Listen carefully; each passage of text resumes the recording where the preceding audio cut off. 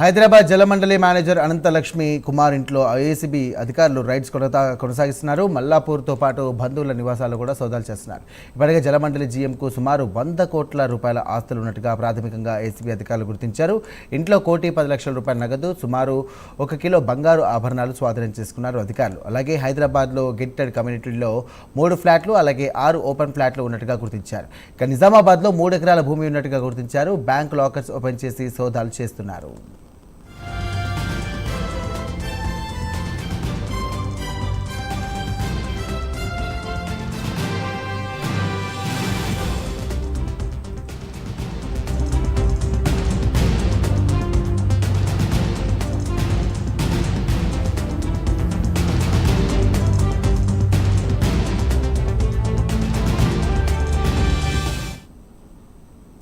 Right, Hyderabad జలమండలి manager Ananthalakshmi Kumar ఇంట్లో ACB అధికారులు rides కొనసాగిస్తున్నారు. మల్లాపూర్తో పాటు బంధువుల నివాసాల్లో కూడా సోదాలు చేస్తున్నారు.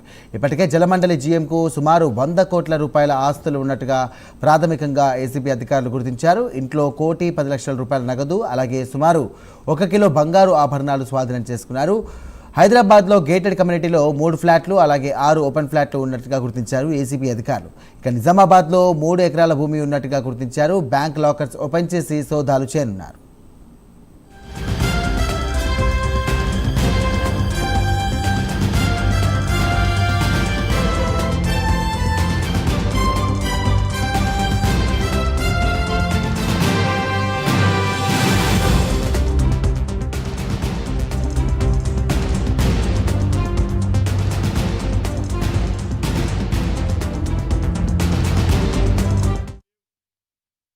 రైట్, హైదరాబాద్ జలమండలి మేనేజర్ అనంతలక్ష్మి కుమార్ ఇంట్లో ఏసీబీ అధికారులు సోదాలు చేస్తున్నారు. ఈ సందర్భంగా దాదాపుగా 10 కోట్లకు పైగా నగదు, అలాగే కేజీ బంగారం కూడా స్వాధీనపరుచుకున్నారు. అలాగే వారి బంధువుల ఇంట్లో కూడా ఏసీబీ అధికారులు సోదాలు చేస్తున్నారు. అయితే అక్రమ అర్జనకు సంబంధించి కూడా వివరాలు రాబడతా ఉన్నారు. ఇదే అంశానికి సంబంధించి మరిన్ని డీటెయిల్స్ అందించడానికి మా కరెస్పాండెంట్ హరికృష్ణ సిద్ధంగా ఉన్నారు. హరికృష్ణ.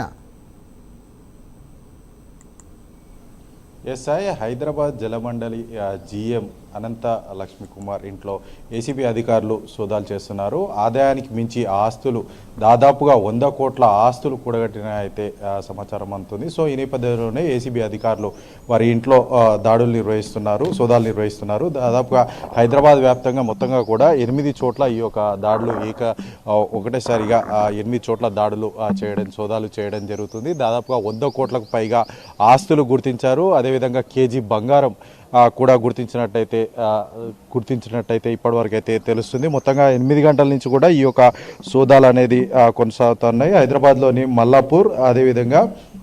మల్లాపూర్లోని అతని ఇంట్లో, అదేవిధంగా అతని బంధువుల ఇంట్లో మొత్తంగా 8 చోట్ల ఈ యొక్క సోదాలు అనేవి కొనసాగుతూ ఉన్నాయి. 2 రిడ్స్ కార్డులు, అదేవిధంగా బ్రిజా కార్ను అయితే సీజ్ చేశారు.